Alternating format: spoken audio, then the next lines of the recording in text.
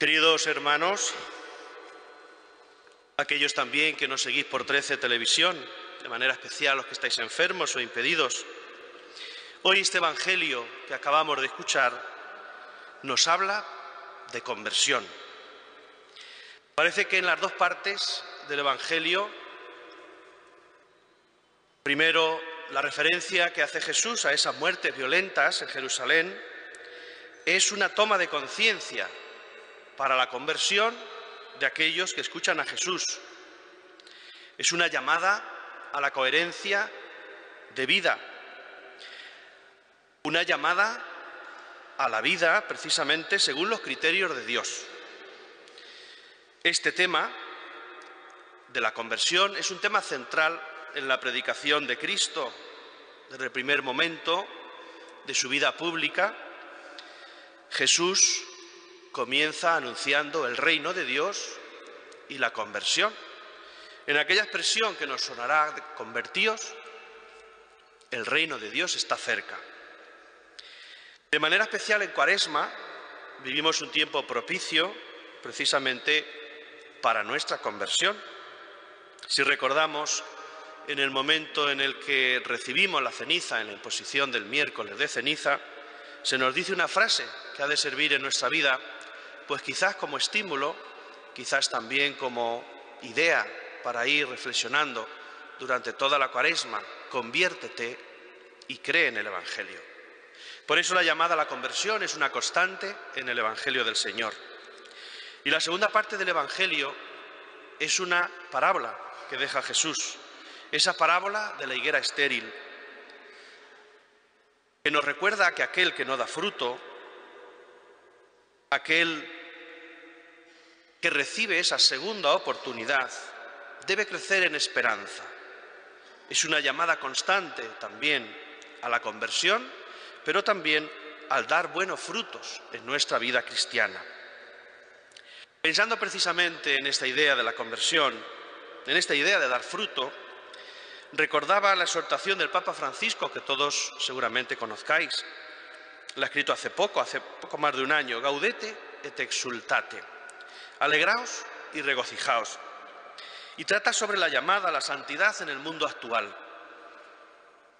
He ahí, hermanos, la clave para dar fruto en la sociedad, en el mundo en el que vivimos. Caminar en la vida, como decían los santos, con la mirada y el corazón puestos en Dios y los pies en la tierra, donde están nuestros hermanos, a los que también hemos de amar y a los que hemos de servir. Parece sencillo. El Papa nos dice en esta exhortación, alegraos y regocijaos, que la vida cristiana es un combate permanente. Sigue diciendo: se requieren la fuerza y la valentía para resistir a las tentaciones del diablo y anunciar el Evangelio. Esta lucha es muy bella porque nos permite celebrar cada vez que el Señor vence en nuestra vida. No lo debemos olvidar, ni debemos darnos por vencidos tan pronto si pensamos que no somos capaces de convertirnos y de dar fruto. Nos recuerda el Papa que es un combate permanente. La conversión no es algo que consigamos de la noche a la mañana, sino que es una carrera, podemos decir como en nuestra propia vida, una carrera de obstáculos.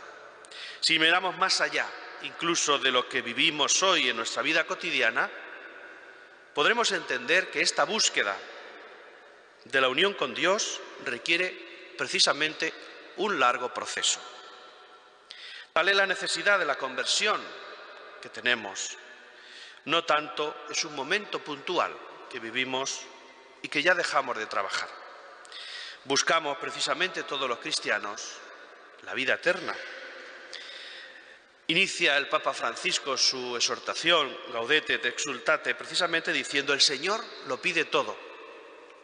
Es una expresión que a mí me gusta mucho, lo pide todo. Y lo que ofrece es la vida verdadera, la felicidad para la cual fuimos creados. Él nos quiere santos, y no espera que nos conformemos con una existencia mediocre. Y digo que me gusta porque dice, Dios lo pide todo, pero también nos lo da todo. Nos da todas las herramientas que necesitamos para ser felices. En el capítulo 4 de esta misma exhortación, el Papa Francisco nos regala 5 notas o 5 características de esta santidad. Os las ofrezco para que cada uno de nosotros pensemos si en nuestra propia vida vamos caminando en santidad, vamos precisamente sembrando semillas de esperanza. La primera, el aguante, la paciencia y la mansedumbre. Basta que recordemos las bienaventuranzas para saber, dichosos los humildes, dichosos los mansos, dichosos los sencillos. En segundo lugar, la alegría y el sentido del humor. Y no siempre es fácil vivir la vida con alegría cuando a veces tenemos tantas piedras en el camino. En tercer lugar está la audacia y el fervor. Dice el Papa que la parresía, la audacia, que da ese empuje evangelizador y que deja una marca en este mundo. Esa audacia es la que hemos de tener también nosotros en nuestra vida, aunque digo otra vez que no siempre es fácil. En cuarto lugar está la comunidad.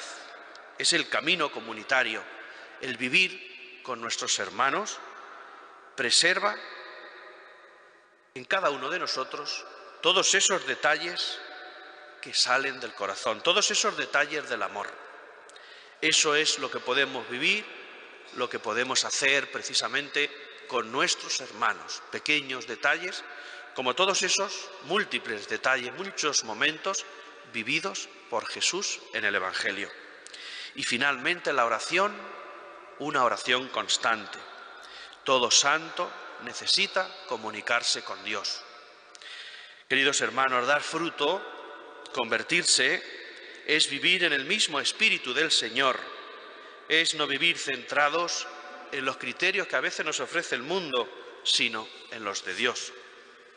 La carta a los Romanos de San Pablo que hemos escuchado nos lo expresa así: el Espíritu de Dios habita en vosotros. El que no tiene el Espíritu de Cristo no es de Cristo.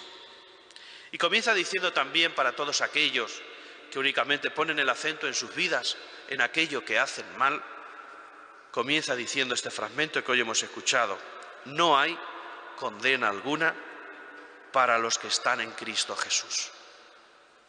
Frase también más preciosa para que la podamos reflexionar durante esta jornada. No hay condena alguna para los que están en Cristo Jesús. Todos sabemos el corazón misericordioso que Dios tiene para con sus hijos. Estas expresiones hemos de creerlas, hermanos, y hemos de hacerlas vida. El Espíritu vivificará nuestros cuerpos mortales, dice San Pablo. Dará vida plena, hará que demos fruto en nuestra vida cristiana si nos convertimos a Dios y dejamos que su Espíritu habite en cada uno de nosotros. Termino. Largo y bonito, creo yo, el camino, el que nos lleva a la santidad. Difícil también quizás, pero creo yo que es un camino que llena, un camino que da sentido, un camino que nos invita a esa unión con Dios, que es inseparable de la unión con nuestros hermanos. Que así sea.